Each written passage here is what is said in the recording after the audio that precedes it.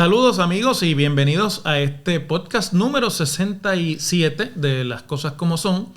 que usted puede ver su versión en vídeo aquí en el canal de YouTube Profesor Ángel Rosa o el fanpage de Facebook también Profesor Ángel Rosa, o escuchar su versión de audio en casi todas las plataformas de audio podcasting que están disponibles: Apple, Google, Spotify y también en Amazon. Estuvimos fuera de la producción del podcast por un par de semanas, obviamente disfrutando de los días de la Navidad, que siempre pues, es un buen momento para tomar un descanso. Así que les deseo a todos en este regreso un año 2023 lleno de cosas buenas, venturoso y de muchas bendiciones para todos los puertorriqueños y los que me ven más allá de Puerto Rico.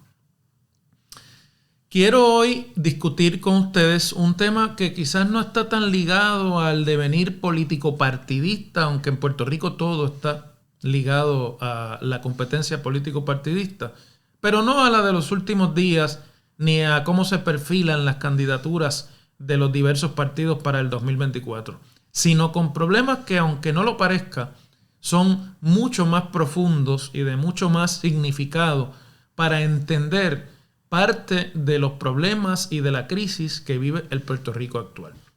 Y para eso voy a referirme a una serie de revelaciones que se han hecho alrededor de la construcción aproximadamente hace 14 años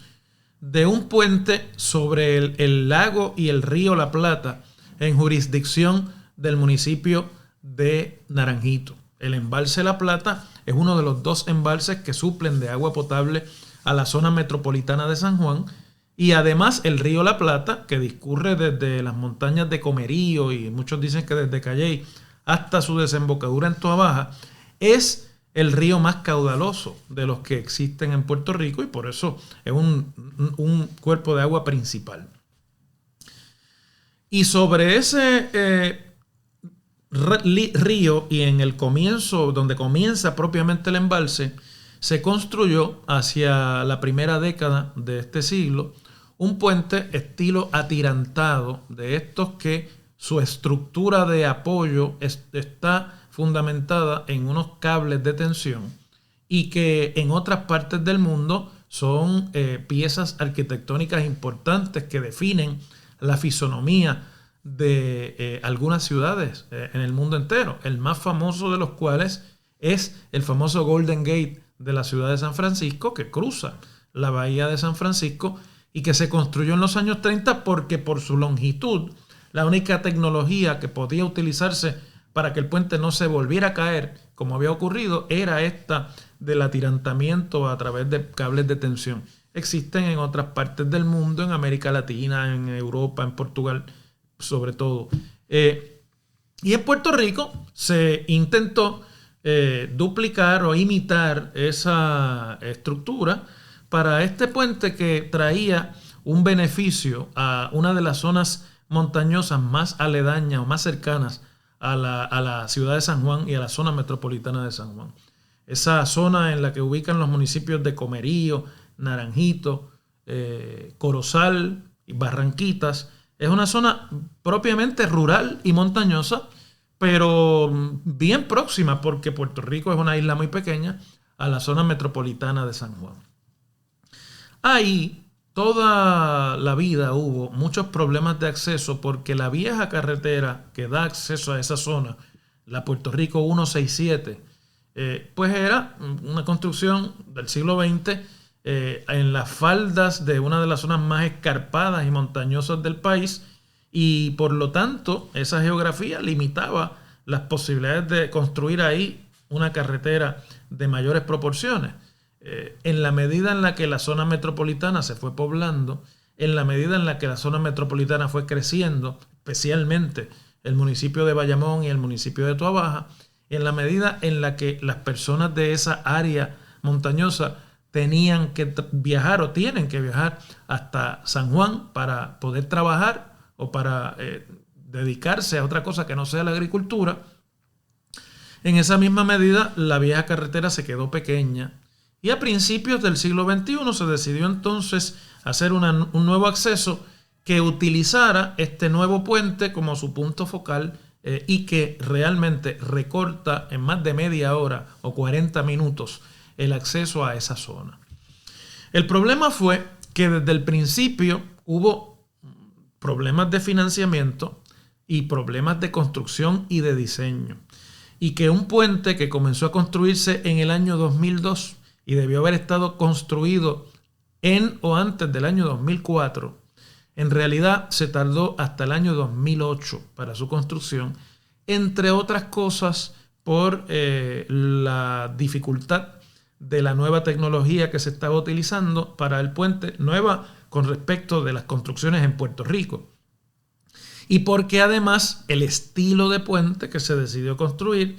resultaba mucho más caro para su financiación a través de la Autoridad de Carreteras de Puerto Rico, que es la corporación pública, por cierto, que tuvo que irse a la quiebra, que acaba de reestructurar su deuda en el Tribunal Federal y que esa reestructuración le deja un legado de 30 años de aumentos consecutivos en los peajes de las carreteras en Puerto Rico y que vamos a tener que estar pagando por lo menos 3 décadas más. Este es uno de los últimos proyectos que la Autoridad de Carreteras acometió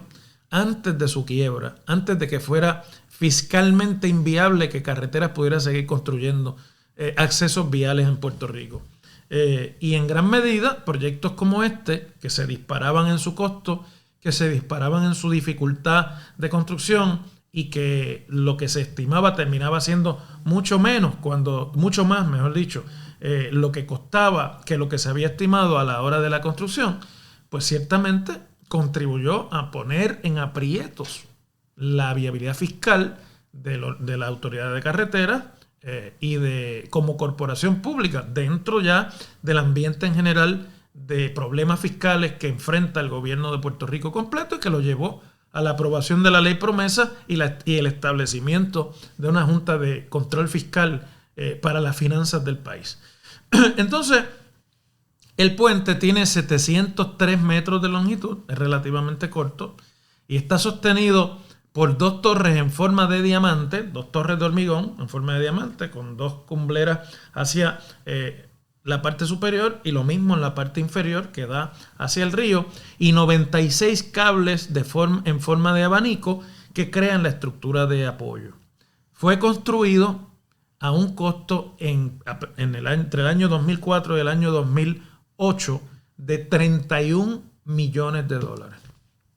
Su construcción e inspecciones que luego se han llevado a cabo y auditorías sobre esta construcción han revelado por décadas, por años y ya por décadas, que su construcción está plagada de muchísimos vicios de construcción. Entre ellos, que antes de que cumpliera su primer aniversario, este emblemático puente, ya una inspección había encontrado al menos ondulaciones de hasta 21 centímetros en la superficie de rodaje de la estructura. Todos los que han transcurrido por allí saben que se convierte como en una especie de tobogán y que eso provoca vibraciones e impactos de peso excesivo a los cables que forman parte de la estructura de soporte al transitar camiones y al transitar vehículos. De hecho, hace más de una década que 2 de los carriles del puente, que tiene 4 carriles, están imposibilitados de transitarse y fueron cerrados en una especie de toma de medida cautelar para que no fuera toda esta tensión y peso a provocar el colapso del puente. Bueno, pues 14 años después, la Autoridad de Carreteras ha decidido, con dinero de la reconstrucción de Puerto Rico, reparar este puente. La reparación se va a dar a un costo de cerca de 26 millones de dólares. Es decir, que un puente que costó en total su construcción 31 un poquito más millones de dólares, casi 32, repararlo 14 años después, que creo yo debe ser un tiempo récord sobre la poca duración de la viabilidad y de una estructura como esta, su reparación va a costar 26 millones de dólares. Prácticamente la misma cantidad en el mismo vecindario de lo que costó la construcción originalmente. Y el puente, según una investigación que ha llevado a cabo uno de los periódicos del país, no es eso solamente lo que tiene como problema. Por ejemplo, se descubrió y se ha señalado que varias de los lugares donde se deben amarrar los anclajes del puente y que debían estar rellenos de hormigón, fueron rellenadas de cartón, con cartón. Y otra serie de problemas de corrosión que han sido el efecto de que áreas que no debieron estar expuestas a la intemperie de la estructura estén expuestas por esta mala construcción. La construcción en su momento estuvo a cargo de la compañía Las Piedras Construction, una compañía harto conocida en el país en la construcción de obra pública y de carreteras por décadas. Y lo que llama la atención es que la autoridad de carreteras no haya reclamado ni a Las Piedras Construction ni a ninguna de las compañías involucradas ningún tipo de responsabilidad por los problemas y por los vicios de construcción que evidencia la estructura a simple vista. Y que en este momento haya una especie de nebulosa, porque inclusive del expediente del puente que obra en poder de la autoridad de carreteras, no existe allí, no surge ningún documento de inspección que se llevara a cabo antes de la entrega de la obra por el contratista al gobierno de Puerto Rico, lo cual yo creo que evidencia una falta crasa y una negligencia crasa en el ejercicio de lo que es la supervisión de una obra de esta magnitud o de cualquier obra pública. Y los rumores que hay, sobre todo las circunstancias que alrededor de esta construcción se ha estado discutiendo por décadas, es que primero la construcción comenzó, se escogieron compañías que no pudieron con la obra, tuvieron que estar cambiando de compañía. Esas compañías tardaron mucho más del doble de lo que se hubiese tenido que tomar la construcción. Y lo que es peor, y el peor de todos los rumores, ¿no?, que hasta cierto punto está bastante evidenciado cronológicamente con lo que ocurrió, es que el gobierno de Puerto Rico exigió la entrega de la obra en el mes de octubre del año 2008, unos pocos días antes de las elecciones generales, porque el gobernador de turno, que era candidato a la reelección en 2008 y que perdió eventualmente esas elecciones, quería poderlo inaugurar previo a las elecciones para con ello tener un impacto en esta zona. Y quiero traer aquí un relato adicional porque yo conozco bastante bien el área.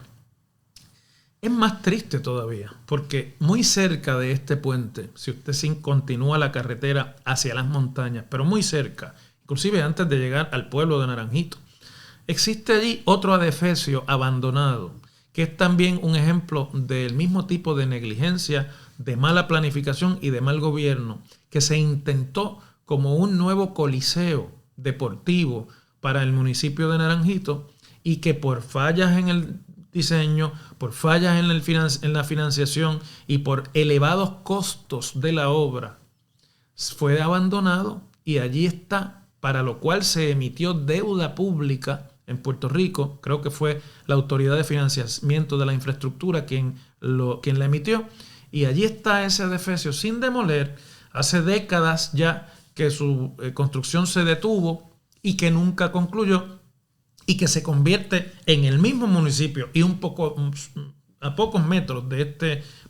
puente del que estoy hablando hoy, en otro ejemplo más de la mala administración y de cómo el gobierno de Puerto Rico se endeudó públicamente en exceso y además con proyectos inviables, algunos de los cuales o no se pudieron completar o terminaban construyéndose, como este caso del puente, llenos de vicios y recortando los costos de la contratación. Se rumora entonces que como el gobierno adelantó la entrega para poderlo inaugurar con arreglo al calendario político, pues eso liberó, o por lo menos partes de las compañías que estaban allí e involucradas en la construcción, pidieron se les relevara de la responsabilidad de cualquier falla que se pudiera identificar en el puente en el futuro, porque bueno, era bajo la responsabilidad del gobierno. El gobernador Acevedo Vilá, quien era el gobernador de turno y quien lo inauguró, alega que al contrario la obra estaba muy atrasada y que él tuvo que poner presión para que finalmente la entregaran porque el contratista seguía aplazando la entrega de la obra. Pero lo que llama la atención y por lo cual esto no cuadra de ninguna forma, no hay manera de que nadie se escape de los involucrados en esto, de que se les señale como negligentes, es por qué si esto es así, por qué si todo esto ocurrió así. En 14 años ningún gobierno, ni el gobierno que lo construyó y lo inauguró, ni los posteriores, reclamaron responsabilidad a los constructores. Y cómo además los inspectores de las obras de la Autoridad de Carreteras y los ingenieros que trabajaban al servicio de las compañías constructoras que licencia tendrán para ejercer su profesión en Puerto Rico, no exigieron que esto se hiciera con apego y con rigor a toda la reglamentación y las guías de construcción de este tipo de estructuras que existen en Puerto Rico y en el mundo entero. Es decir, la licencia de quien está aquí o debiera haber estado aquí impugnada cuando una obra como esta se autorizó, o mejor dicho, se aceptó como que había concluido y un año después ya evidenciaba una serie de señalamientos en una auditoría que incluían los problemas de las ondulaciones de la superficie de rodaje que hoy día con el deterioro llegan a ser hasta de 21 centímetros, lo cual llama la atención porque es francamente una chapucería. Lo que está exhibiendo ese puente 14 años después es el resultado de una planificación, de un proceso de financiación y de un proceso de construcción chapucero por parte del gobierno de Puerto Rico y de las instrumentalidades que tenían responsabilidad. Y ahora el gobierno de Puerto Rico tiene que invertir la friolera de 26 millones de pesos, que sepamos, porque vendrán los cambios de órdenes de compra cuando sigan encareciendo los materiales. 26 millones de dólares de obras de dinero para la reconstrucción del país luego de los huracanes y de los terremotos que hemos sufrido en los últimos 5 años, en arreglar esta chapuza que por negligencia de los políticos de turno y de los administradores de turno el país heredó a partir del año 2008. Y yo creo que esto nos debe mover a todos, no solamente a lo que usted pueda decir que, porque mucha gente dirá, esto es un chisme, es una cuestión. No, mire, más allá del puente atirantado, más allá de esta obra, esto debiese servir, o no, es que debiese servir. Yo creo que sirve como ejemplo de lo que ha sido o han sido los últimos 40 años de ejecución de obra pública en Puerto Rico y de endeudamiento excesivo y de cómo la política partidista ha intervenido la ejecución gubernamental de excelencia que se merece cualquier pueblo y cómo esa política partidista ha entronizado la mediocridad como una forma de operar en algunas de las más delicadas funciones del Estado puertorriqueño. Así que, más allá de eso, porque todo tipo de versiones ahora habrá, incluyendo la que ya yo he compartido con ustedes, y el problema es que en Puerto Rico todas estas cosas pasan con impunidad y eventualmente hemos descubierto esto 14 años después y han pasado gobiernos de los dos partidos y nadie ha pedido responsabilidades aquí de lo que en esto ocurrió. Lo uno tendría que pensar, bueno, el partido del gobernador Acevedo Vilá cuando estuvo en el poder posteriormente no pidió las responsabilidades, pero como el partido de la oposición no lo hizo también, bueno, vaya usted a saber qué tipo de arreglos en términos de influencia política tienen las personas que estuvieron involucradas en la construcción de este puente. Pero estas cosas, a pesar de la impunidad, lo cierto es que constituye este puente un monumento, me parece a mí, a la corrupción, al mal gobierno y a la mediocridad que ha traído a Puerto Rico hasta la crisis de estos tiempos. Y debemos reflexionar sobre esto, y no solamente reflexionar, sino actuar, porque es con el voto de los electores puertorriqueños que este tipo de personas o personajes llegan a los puestos, o alrededor de ellos llegan personeros. Que si bien podría decirse que el puente lo comenzó un gobernador anterior, una gobernadora anterior, o que estaba en planes de otros gobernadores anteriores a cuando se construyó y se inauguró, lo cierto es que sí puede decirse que lo que ocurrió en torno a la entrega y al final de la construcción de esta obra y a otras como la que ya les describí, era inaceptable para cualquiera que tuviera en su mente los mejores intereses del pueblo puertorriqueño. Y eso, corregir eso, no solamente toca a las agencias y a la prensa que trabajan con las investigaciones de corrupción como esta, porque esto es corrupción también, sino al electorado que cada 4 años va allí a refrendar las mismas excusas y las mismas mentiras que luego se usan para excusar la negligencia. Les agradezco como siempre a todos la atención a este podcast y les invito a escuchar una versión nueva del mismo la semana próxima. Hasta entonces, muchas gracias.